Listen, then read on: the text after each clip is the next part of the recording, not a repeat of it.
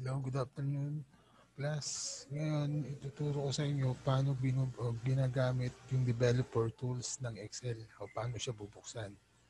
So una, ito yung finished product na ginawa ko using developer tools sa anong tinatawag nating hyperlink o yung paglilink natin sa website o web page.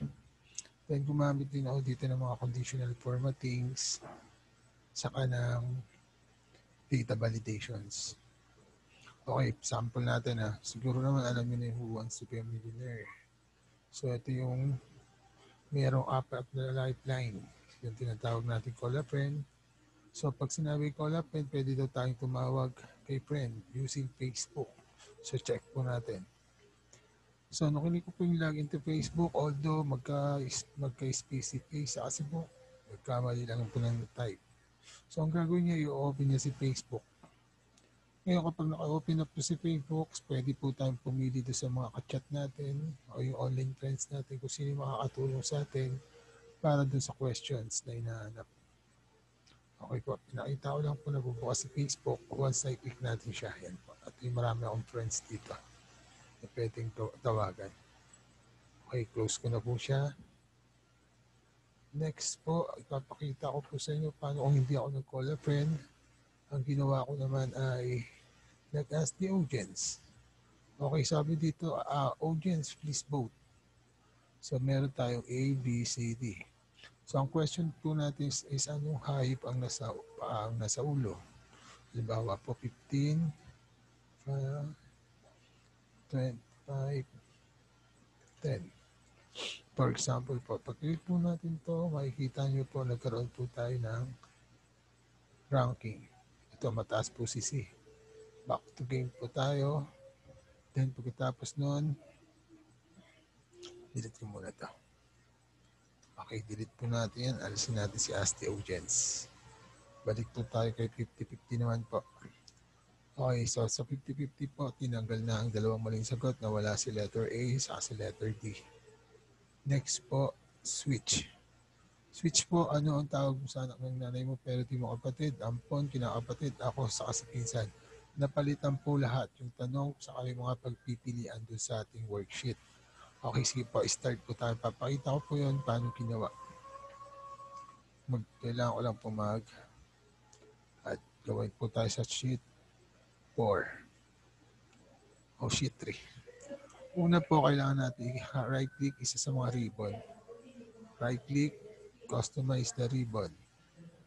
So pag click po natin ang customize the ribbon, punta po tayo sa developer. Then, angat ko lang po itong nandito. Okay ko lang po. So kung mapapansin po natin, kung paglagay po natin ng developer tab, paglagay po natin nun, ito na po siya, developer tab. So next kong gagawin, gagawa na po tayo ng games natin. Yan, sige po. Tansyahin ko lang ha. Okay, una merge and center. Lagyan natin ng font size. Tapos lagyan natin ng font. And lagyan na rin natin ng borders. Lagyan natin ng kulay. Lagyan natin ng ito po yung Who Wants to be Millionaire. O, lahat naman gusto yan. Okay, so right click, format cell tayo. Tapos ng alignment, gawin lang natin itong center para nakagitna siya. Then, click OK. Pagkatapos po nung lalagay tayo ng 4 na lifeline. Ito na lang po. Words and center. Lagyan natin ng border 1. Then, drag pa kanan. Okay po. Ngayon po, next na gagawin natin is maglalagay na po tayo ng developer tool. So, insert po tayo. Ito lang po muna gamitin natin si checkbox. Huwag po natin pakialaman yung iba. Sa susunod po natin mga activity natin gagamitin yan. Okay, si checkbox, palitan natin ang una pangalan niya. Gawin natin as the call a friend. Since, ano na siya? Call a friend. Oh, okay, next. Insert ulit tayo. Another checkbox. Yun naman, palitan natin ng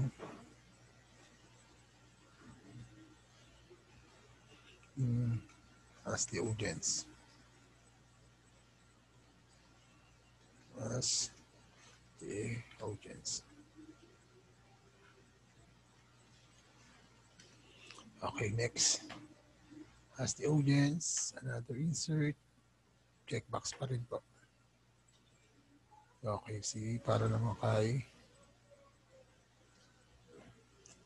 50-50.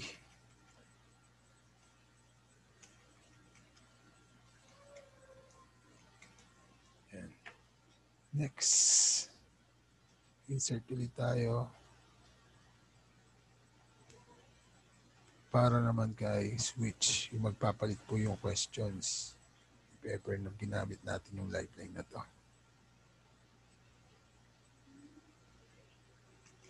So mamaya ako na paglalagay ng design, kailangan muna pagana natin yung system. Okay, switch.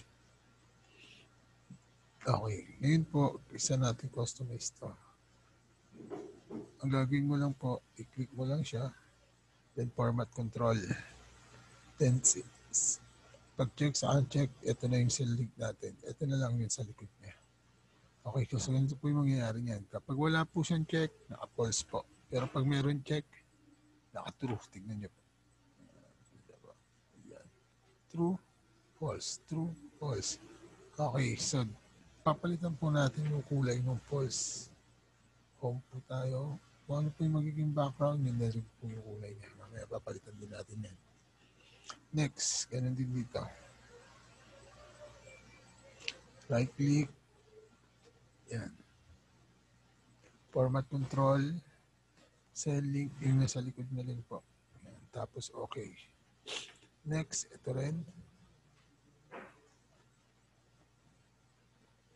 Ayun, ay lumabas ng format control. Ayan, format control. Cell link, yung sa likod lang din ulit. Tandaan niyo pa, kapag na-checkan, magto-true. Kapag hindi naman, false. Yan pa. Pare-paras lang yan. Pero para hindi makita yung dalawa, true, click, click, click. Yan.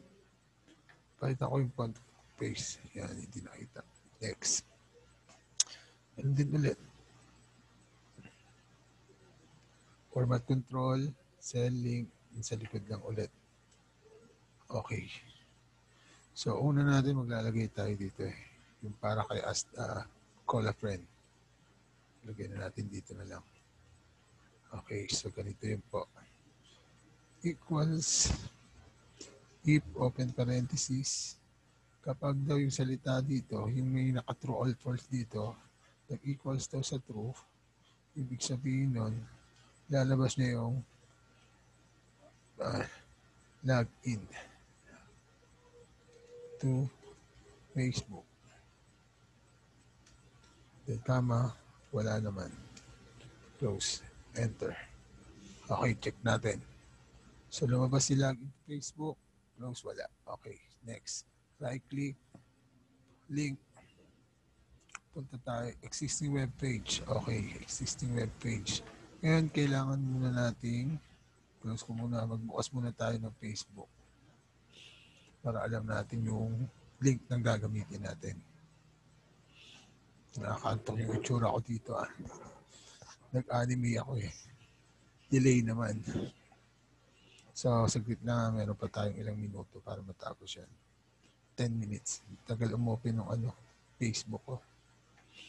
Yan, ito. Kunin ko to.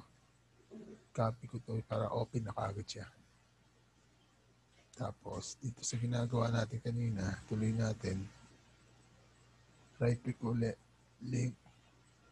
Tapos, existing web page.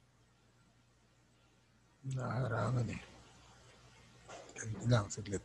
Yan, ayaw address, ito si address. Dito natin i-paste yung kinapi-paste natin URL ng Facebook. Ito nyo, naglalag. Yan. Medyo lang yun. Yan. So, ito. Desktop daw. System web page nga eh. Email address na nga lang. Yun dapat dito yan eh. Control B. Okay. So, makikita nyo yan dyan. Palitan natin ang kulay. Halimbawa na lang natin dito.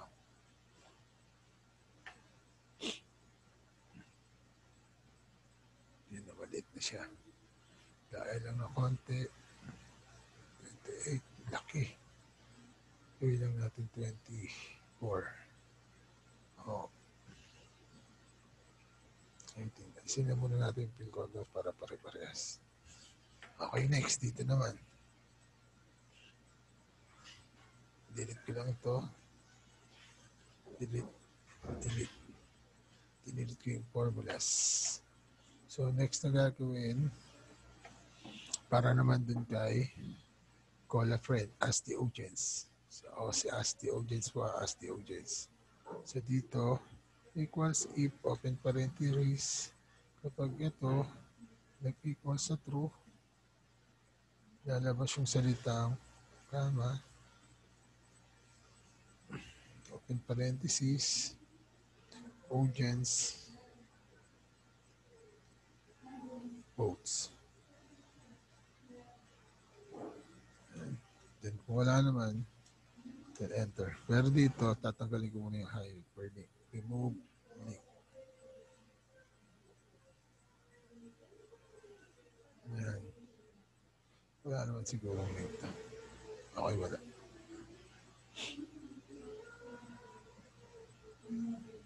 Okay na. Testing lang. Next tayo doon. Sa 50-50 naman, equals if open parenthesis, kapag ito, okay, kapag ito, nag-equal sa true, tama, inalis na ang dalawang maling sagot. Okay. Then, comma, blanco lang. Enter. Next naman po tayo dito. Yan po. Alisin muna natin ito. Switch. So, kapag ganyan, nagaling din natin yung kulay. Puti.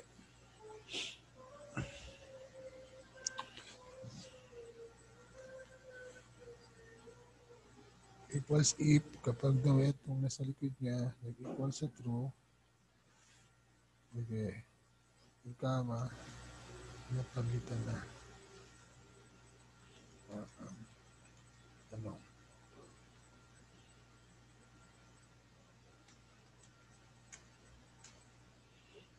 Okay. Sige lang, sir.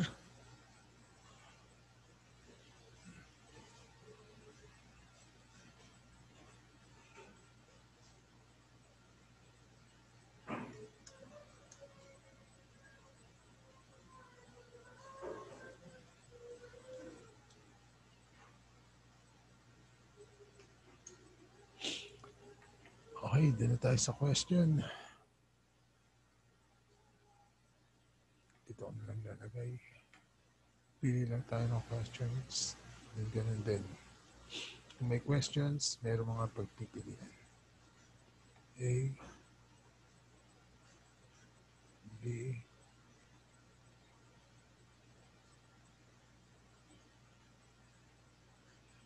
C, D.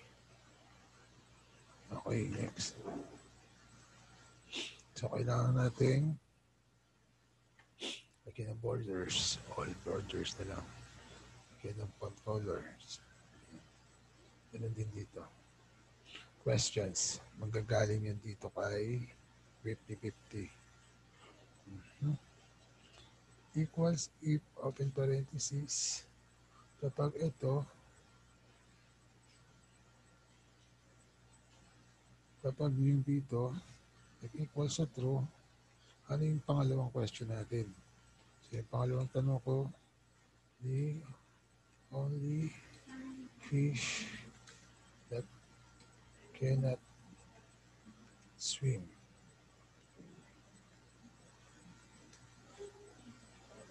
Then, next, kung hindi naman magpapalit, ang questions, the fastest animal on air.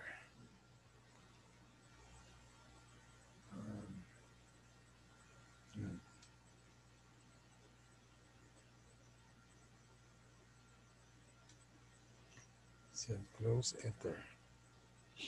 Okay. Right click, format cell ulit tayo. Alignment, center, then center. Okay. Next. Dito muna tayo para kay 50-50. For example, ito yung mawawala. Equals if, open parenthesis, kapag ito nag-equals sa true, yung gamma, so mangyayari, lalagyan natin ng x. Pero, if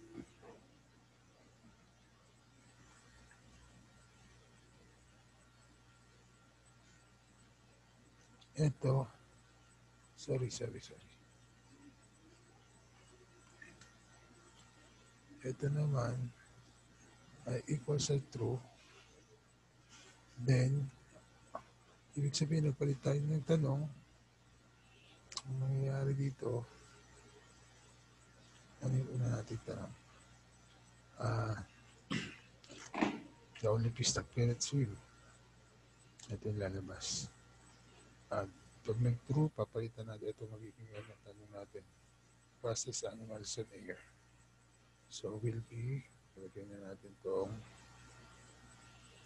eagle. Then, gamma.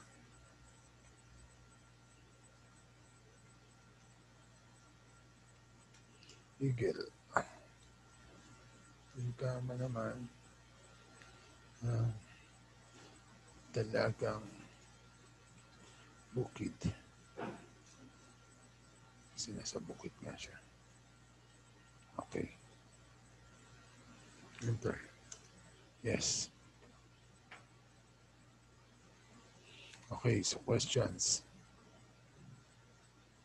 The only fish that cannot swim, eagle. Ay, nagkapat sila ng question dito, sorry. Ito muna dapat si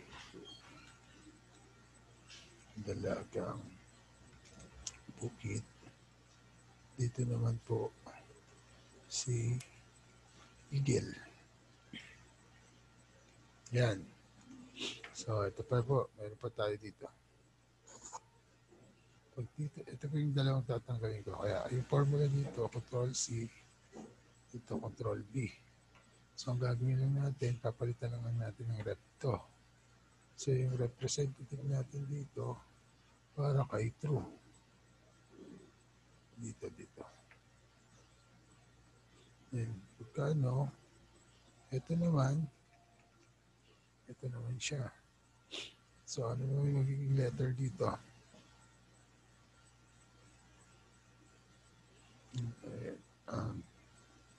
Hook. Hindi. Isda dapat. Fishball.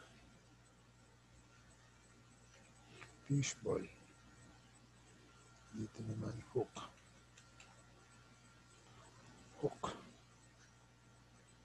Yan po. Yan po natin. Okay na po. Okay, dito naman tayo. Equals if, open parenthesis.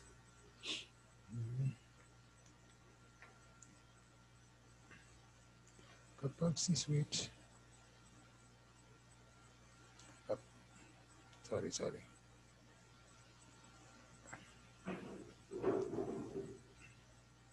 Kapag si twist equal sa true, ibig sabihin nagpalit ng questions. So, ang tanong doon,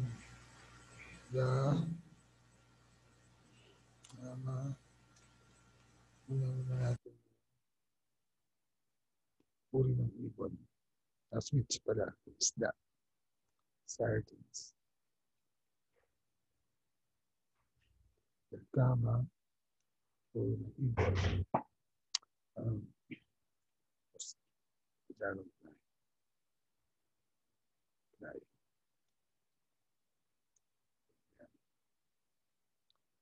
Next. Control C. Control B. So this time, papalitan natin yung kanilang yan dyan. Yan. Ito naman din.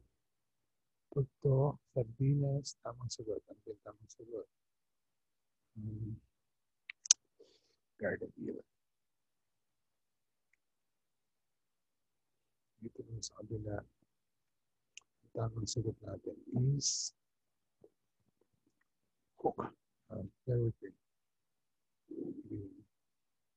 Falcon. Yan po.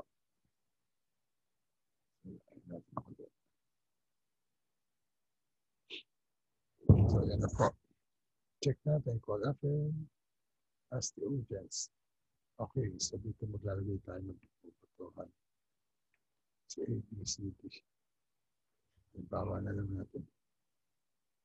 A, B, C, and D.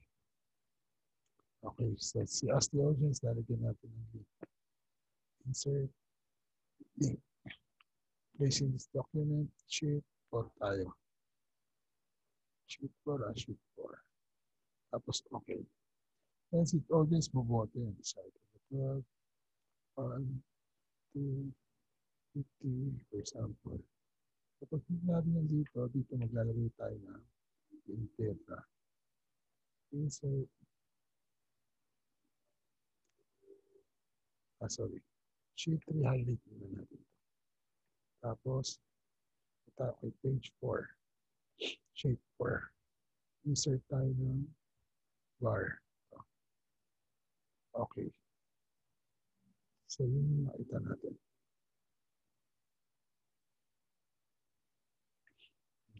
Okay na naman dito. A, B, C, D. Equals. Ito na sa sheet 3. Enter. Drag pa. Okay, next. Highlight ko to. Insert. Punta tayo dito sa may graph.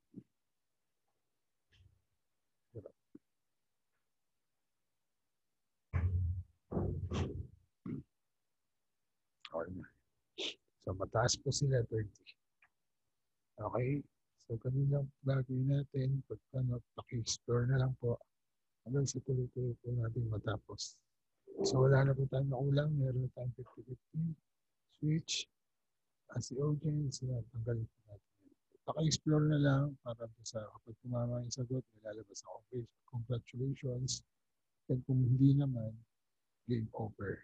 Okay, thank you, maraming salamat. Bye.